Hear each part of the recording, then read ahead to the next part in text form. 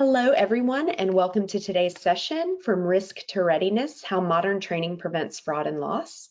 We're thrilled to have so many of you here today from banks and credit unions across the country, all looking to better protect your institutions through smarter, more effective training. Before we dive into today's content, I'd like to introduce you to the two experts who will be hosting our program. First, please welcome Lori St. Lawrence. Lori brings over 30 years of experience in the financial industry, where she's designed custom learning solutions, translated complex regulations into clear training, and championed scenario-based learning. She's passionate about helping institutions create measurable impact through training that actually changes behavior. Joining Lori is Bruce. Bruce Last has worked with financial institutions across the country to create practical, risk-reducing training. He collaborates directly with banks and credit unions to understand their unique challenges and delivers training programs that are easy to implement, engaging for teams, and focused on results. Together, they'll be walking us through red flags for risk, how to reduce fraud, and how to stay ahead of emerging risks. Before I hand it off to Lori, we're going to have a quick poll. It's going to pop up on your screen. The poll today is, what is your biggest challenge in banking compliance and continuing education?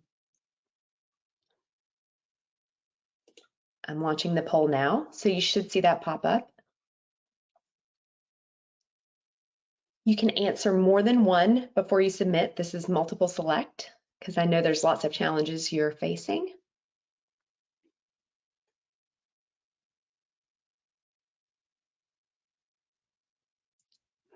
And I'm going to give us about 15 more seconds. I see a lot of responses coming in.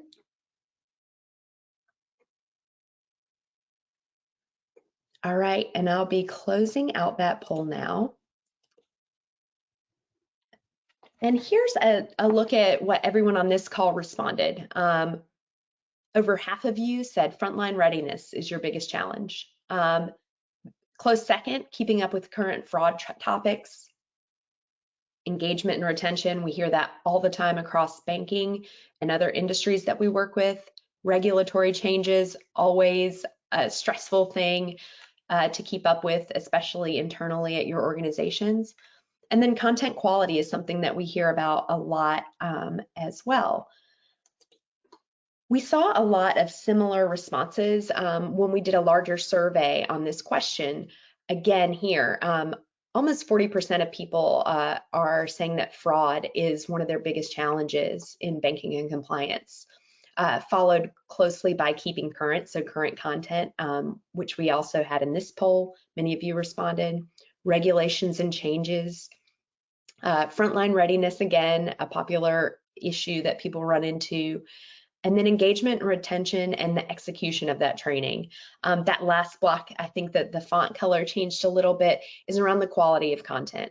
So we're seeing similar themes in this audience, and again, fraud topics for both this audience and frontline readiness were in our survey, and with this audience, two of the biggest challenges. To talk about some of these challenges in practice and what the industry looks like today, I'm going to hand it over to Lori, who's going to walk us through some of those big challenges, fraud trends, and then we're going to hand it off to Bruce, who's going to talk about how we train teams to be ready for this type of risk. All right, thank you, Haley, and good afternoon to all of you. I am excited to be part of the Bankers Hub team presenting on this very timely topic. Our focus today is moving from risk to readiness. In order to do that, we need to start with understanding the risks. Fraud, scams, financial loss, something most people think happens to somebody else. But as professionals in the financial industry, it is unfortunately a topic discussed within your IT, risk, operations, and training departments probably almost daily. Because year over year, fraud becomes more prevalent and more costly. Fraud costs financial institutions billions. But the true cost of fraud is not just about the financial loss. It is the operational, compliance, reputational damage that can cost much more than the initial financial loss. Reputational risk may be the most costly and damaging result of fraud. As you will hear in some results of a global survey, it indicated that 70% of respondents had been victims of fraud at least once, 40% twice or more. 9 out of 10 customers felt that organizations should have done more to protect them from fraud, and 2/3 would switch providers if they felt another organization would protect them against fraud more.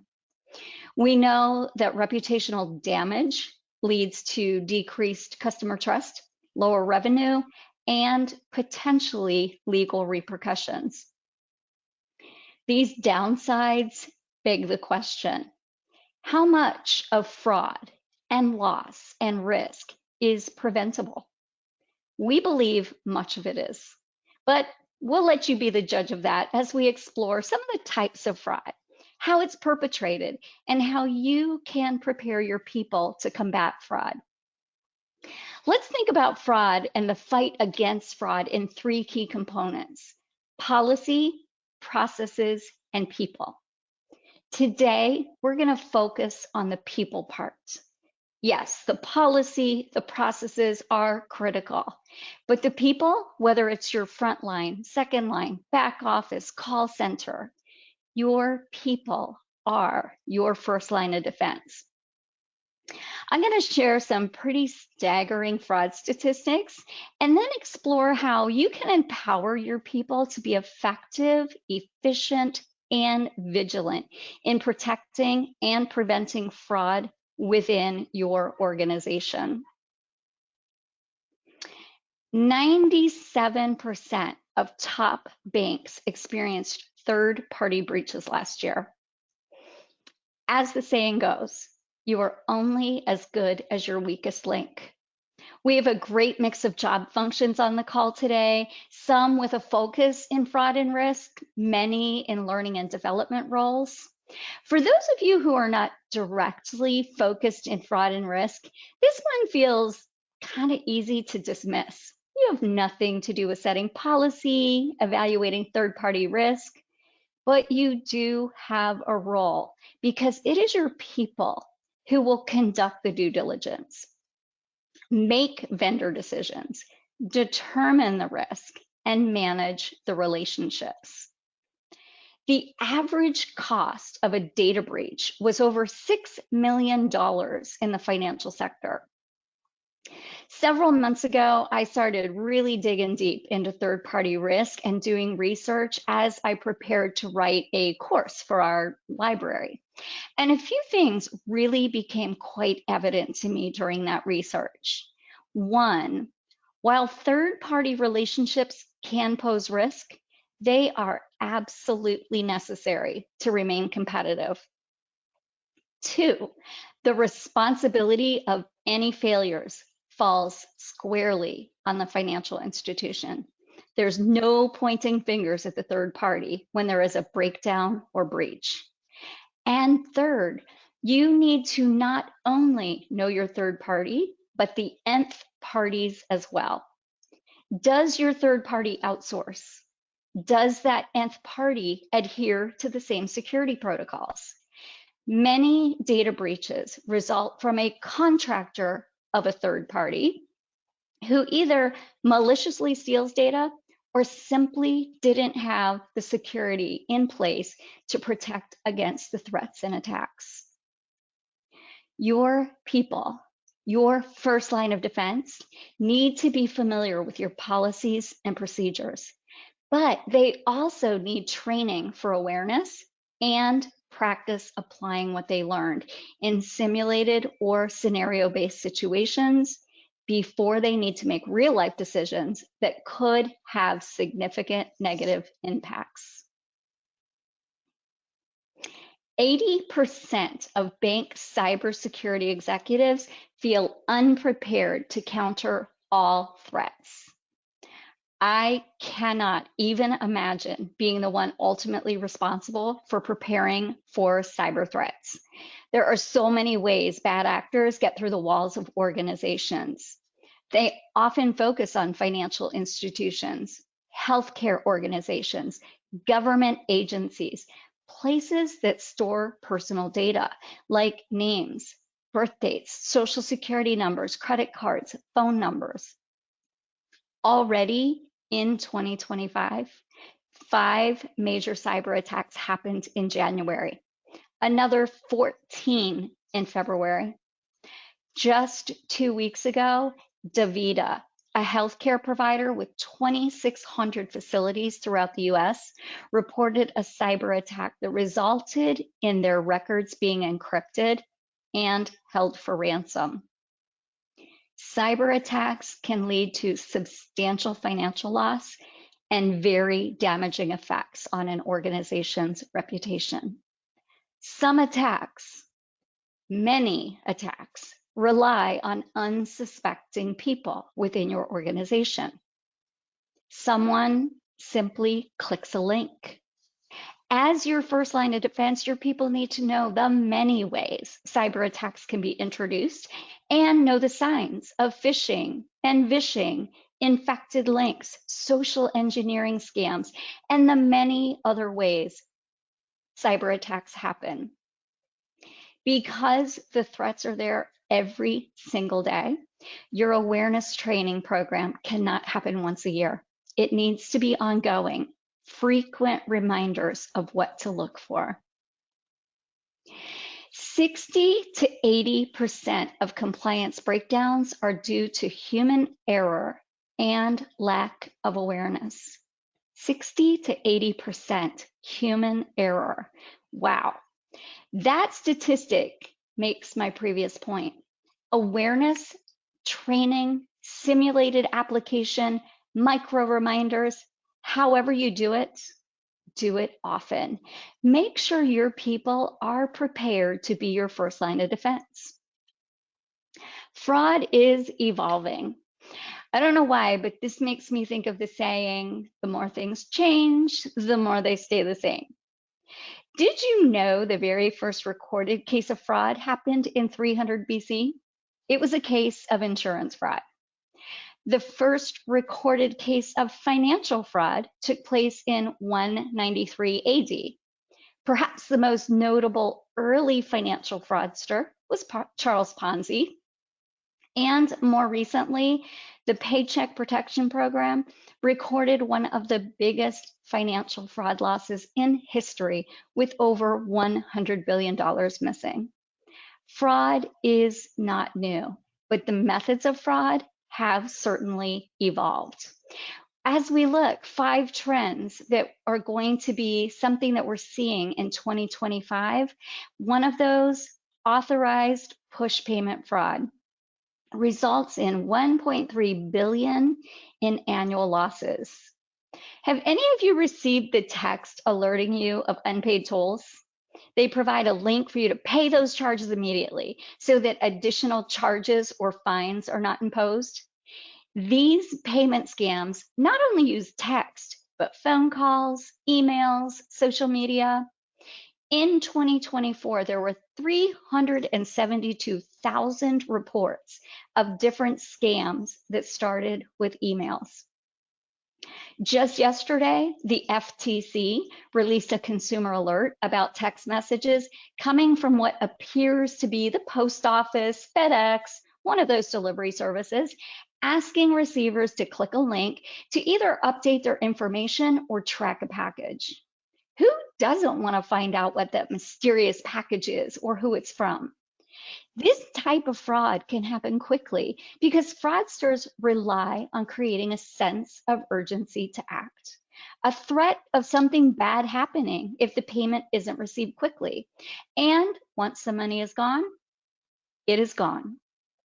Creating awareness of this type of fraud will help your staff remain vigilant and empower them to educate and protect your customers when the opportunity arises. Scams are evolving with the help of AI-driven cyber attacks. A few weeks ago, we conducted a session, and one of the topics was AI in financial institutions. We asked our participants, tell me the first word that comes to mind when you hear AI. Responses ranged from scary to complicated to not bank approved to it's the future. I think those were all appropriate responses. We are going to continue to see AI penetrate our lives in many ways. It is hard to ignore tools that offer efficiency and greater productivity and that enhance and improve experiences. That said, there are constantly warnings about how AI deep fakes will advance the methods of fraud. So for now, no matter where your institution falls in the for or against AI, people need to understand it for its good qualities and the bad. You can see the theme here. There are many risks and types of fraud, and people are at the center of prevention. We need to make sure they are prepared. Another fraud trend that we will be seeing, synthetic identity fraud, increasing at a rate of 14% per year. According to the Federal Reserve, the average charge-off for an account that was opened using synthetic identity fraud is $15,000. Your front line needs to recognize potential red flags. This is a tough one. I do new hire training for relationship bankers for one of our clients. And I can tell you, it is not enough to just say, be aware of red flags. What does that even mean? Awareness isn't enough. Being told what a red flag is really isn't even enough. Often, one thing alone doesn't rise to the level of being a red flag. Your people need to be able to identify clues, piece information together, ask the right questions, review documents, determine if any part of the conversation or process was suspicious. That comes only through experience or through appropriate scenario-based learning, where missing the red flag, missing the clue, doesn't come at a real cost. And as if the outside threats weren't enough, we've got insider threats as a trend in 2025. The fraud triangle identifies 3 things that contribute to the risk of insider fraud: opportunity, incentive, and rationalization. Financial institutions certainly provide the opportunity. Those insider threats can stem from account manipulation, knowingly cashing fraudulent checks, wire fraud. The possibilities are nearly endless. 100 billion projected loss by 2026 with various digital vulnerabilities. As you can see, the list goes on and on. There is no shortage of ways cyber criminals will try to trick their way into your organization to steal information. So how do you prepare your people? In an ATD survey, it indicates that 85% of learners said they prefer training that involves critical thinking and problem solving. 84% said training should be more creative and innovative. Traditional training doesn't always cut it. It often just focuses on a skill, not on changing behavior or applying the knowledge. Training can sometimes even be passive. Final exams don't always measure true understanding. Traditional training is usually pretty forgettable. It creates awareness of a topic, but awareness does not equal readiness. Learning begins with awareness, yes, but it requires the next step to be able to apply it to make a difference. The best way to begin applying knowledge is through simulated experiences. You can't prepare for risk with slides and a quiz. You need real world practice. The ability for your staff to apply a new skill is what will get your organization from risk to readiness. I want to add just one more fraud statistic to the mix before I turn it over to Bruce. While the use of checks has steadily declined over the last decade, check fraud continues to be a problem. In fact, it is estimated that last year, $21 billion loss from fraudulent checks. What Bruce is about to show you is one example we have of a scenario-based learning experience, sure to increase the vigilance of your frontline staff and prepare them for the critical thinking that turns your risk of loss into readiness to prevent losses. Bruce? All right. Thank you, Lori. That was really informative. I'm going to share my screen and let's jump into it. Can you see my screen okay? You got it. Okay, good. All right. Well, the effectiveness of the training that we offer at Bankers Hub is based on the fact that our courses are delivered in multiple formats. These multiple formats are designed to keep the content fresh and timely, keep the learner engaged, and as Lori mentioned, traditional training is often forgettable. Well, the most important thing about our training and training in general is that it ensures knowledge acquisition. So we've created different types of content to hit different learning styles and different amounts of time available. I'll talk about that in a second. So the courses we have, of course, are webinars, and webinars are delivered and created by our expert subject matter expert. We also have interactive courses, which are created by our instructional designers who truly understand adult learning best practices. And the last type of training that we offer is called scenario-based training. And scenario-based training is actually fun for the learner. And when was the last time you heard fun and training in the same sentence? Well, we hear it all the time. So that brings us to our most popular course in the Bankers Hub catalog called First Line of Defense.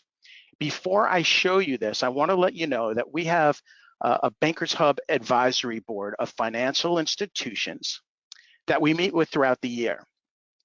When we last met, they all shared something that resonated with our course development team. They all stated that courses delivered by financial training providers are too long and that their staff simply don't have the time to sit through these long courses. With that said, we listened, and the course I'm about to show you takes about 15 to 20 minutes to do. So let's jump in. I'm right now on the Bankers Hub dashboard. Here is my course called First Line of Defense. I have a bunch of courses to take, but let's jump into this one. When I click on it, you'll see that there are 4 modules. Now, why are there 4 modules? Well, fraud changes day to day. So we want to keep your staff current. So what we're going to see today in each one of these modules, we're not going to see a bunch of them. We're not going to look at all of these, but you'll see that I took Q4 of last year. Q1, we're going to jump into now. Q2 is about to be launched. But what we're going to see here are 10 scenarios. We talk about critical thinking. Well, as we do these scenarios, that comes into play in a very big way. So we're going to look at 10 scenarios. Of those 10 scenarios, 8 of them are fraudulent. 2 of them are legitimate transactions, and it's up to the learner to figure that out. Now, I don't suggest that you tell your learners that 8 are fraudulent, 2 are legitimate. That's cheating on the test. We want them to find out for themselves, but that's for the people on the call to know that. Let's jump in. I'm going to click on First Line of Defense for Q1, and let's give it a start. The first thing that's going to happen, let me make this a little bit bigger, when I start up, is it's going to ask me where I'm from. Now, why is it doing that? You'll see in a second, but I put in here Harrisburg, Pennsylvania. I put in an area code, a zip code, and the state. That's it. I submit that, and it takes me into my first of 10 scenarios. Let's jump in, and let's begin the course. And we'll just look at maybe 2 or 3 scenarios today. Well, here comes my first scenario. This is Darlene, and Darlene would like to cash a check. Pretty simple ask. Let's press the arrow forward. Well, here's the check. But before I go any further, I'm going to go to the third box down here. I'm going to click on this, and I want to make sure that this is Darlene. The reason I put that information in the beginning about when I put my state and area code and all that stuff is because it localizes it. So your frontline staff person this will feel familiar to them, and it localizes it. So Darlene is indeed from Harrisburg, Pennsylvania, where I started off. This is her, it's not expired. Here's the check. Well, I do want to go to the second box here, which is going to be her transaction screen. I see that she has a balance that covers the cost of the check. I could view, there's no alerts. I could also view signatures on the check. Well, let's take a look at that. Well, there's a problem here, and I'm sure people on the phone are catching it as well. This signature looks very different than the signature on the check. So I am not going to cash this check. I'm going to go here. I'm going to put no.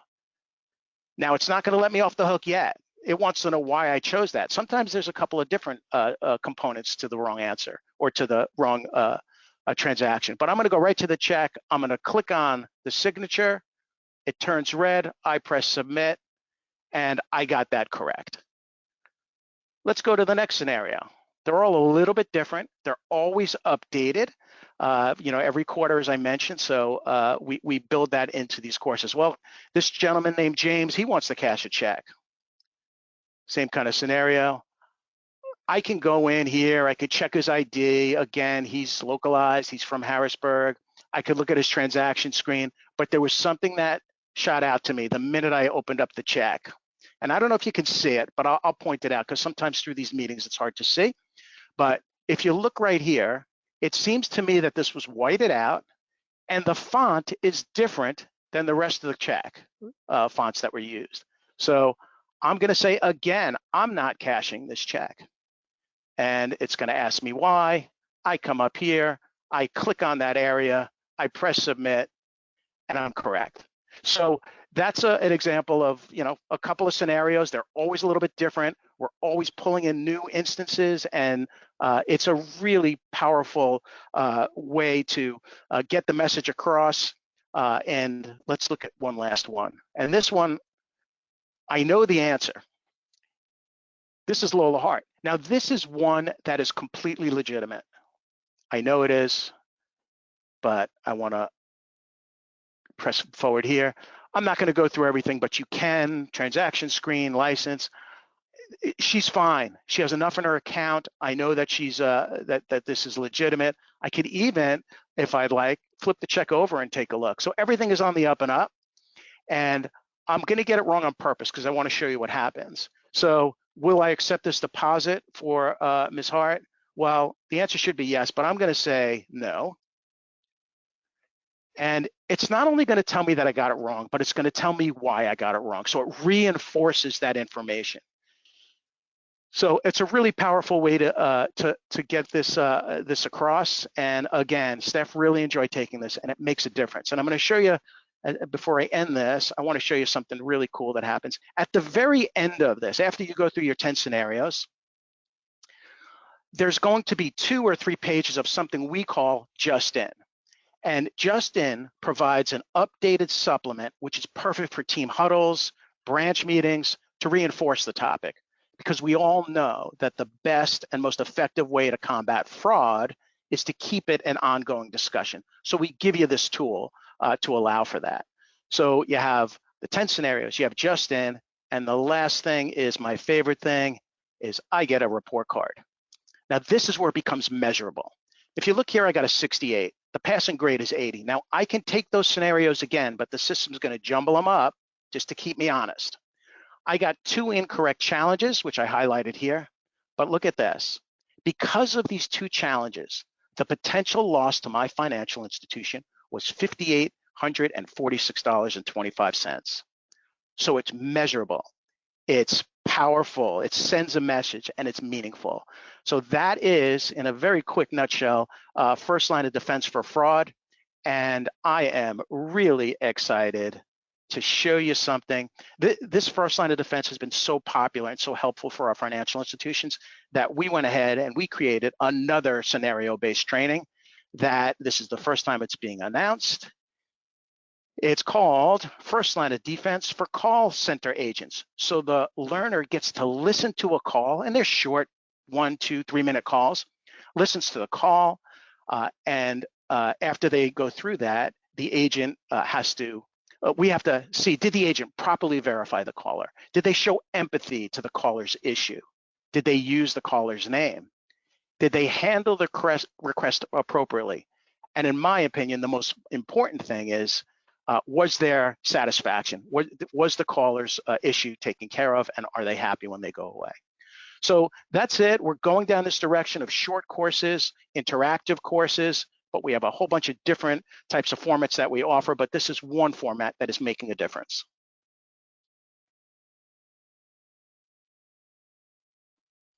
The end. Thank you so much, Bruce. I am going to pass it back over, and I have a lot of questions that have been asked during the course of the call that I'm going through. So first, I wanted to launch a quick poll for the team while I'm going through these questions, and it's, would you like to receive a one-on-one consult to evaluate your risk readiness? That's something that our team, Bruce and his team provide. So let us know here in the responses. And I'm just going through, there's some similar themes in these questions. I'm gonna go ahead and close this poll in, okay, thank you. All right. The first question that I have, Lori, if you could advance over to the questions slide. And the first question that we had was from Mike. And Mike wanted to know, how do you keep first line of defense training relevant as fraud tactics evolve? All right, that is a terrific question. There's many ways that we make sure that it is relevant, that we are keeping things very current and contemporary. We are using some of the financial crime sites, FBI sites, really keeping up on what's going on across the country. The other, I think, even more important way is that we are hearing from our customers. We've got some great customers who have been using First Line of Defense. We are in our 63rd edition now, so we've been doing this for a really long time.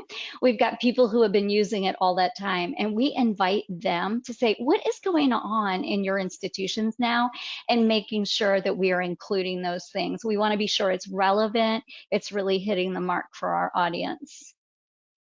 And I'm sorry, I'm trying to get to the question. No worries.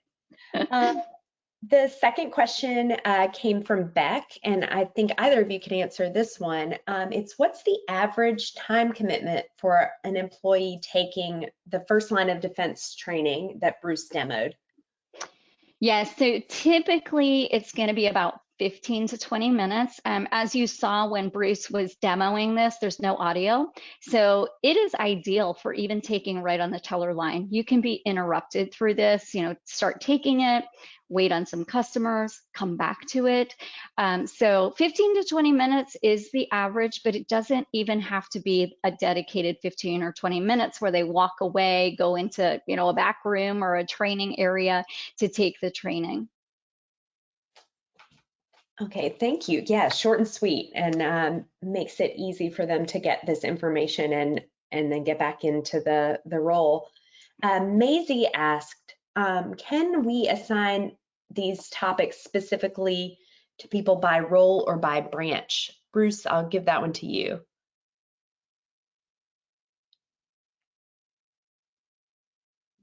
I can't hear Yeah, you. most definitely. You can, however you want to deliver it, our system can deliver it for you. Oh, Oh, good. We got you.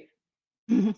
Um, this is another question, and I think what they're asking is, this is from Rob, how do you help uh, teams avoid training fatigue, especially with frequent regulatory changes and just we know there's a lot of changes that are happening and uncertainty in the industry now. How do you keep this fresh? Mm. Bruce? Yeah, well, another really great question. I think we go back to what is it that the learners want? We are hearing from them that they want some shorter training, they want shorter segments. So, micro learning is one of those ways to just give kind of that quick hit of information. Also, the scenario based. We like to call it experience, not learning, because when you are experiencing something, you are actively involved and engaged in it. I think that the time goes a lot more quickly than if you feel like you're just clicking through some slides. I think that's really one of the keys is making sure that it is creative, innovative, it is an experience that they are actively engaged in. I love that answer.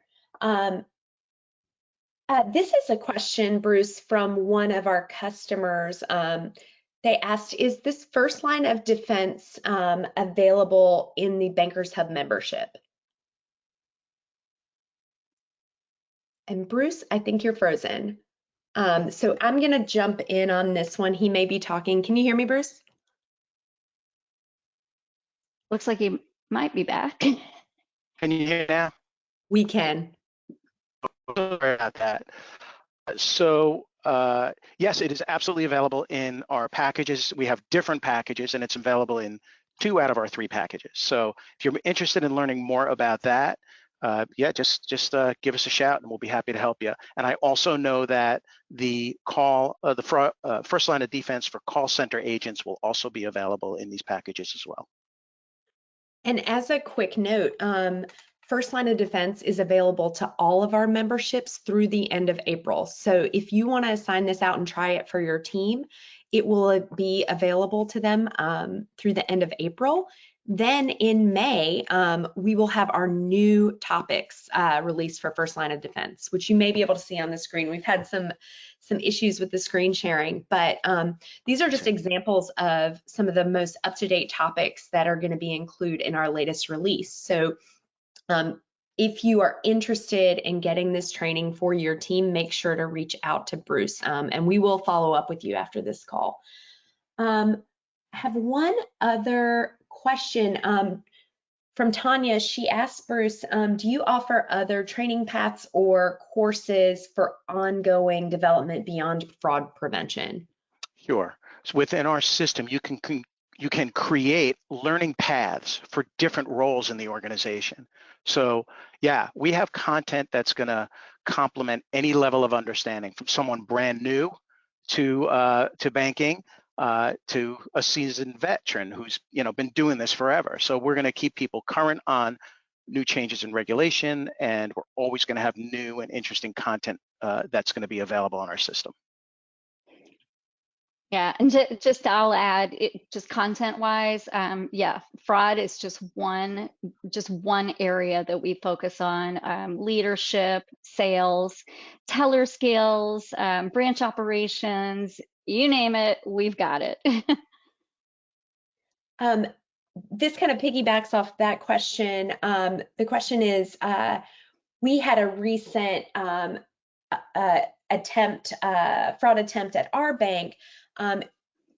Is it possible for us to get training from Bankers Hub on this new attempt? So I think, Lori, you've mentioned before that customers and that we work with actually submit the fraud into, and then we create content around those. We always invite our customers to let us know what's going on. It is the best way for us to make sure it stays relevant. We are certainly using other resources, but when we know that there's an example that has happened, we absolutely want to incorporate that. I've got customers often who will email and say this, and this. And I'm like, okay, be watching. And I keep a list so that when that edition comes out, I'll just reach out to them and say, hey, here it is. This is your scenario. So absolutely, we welcome that input.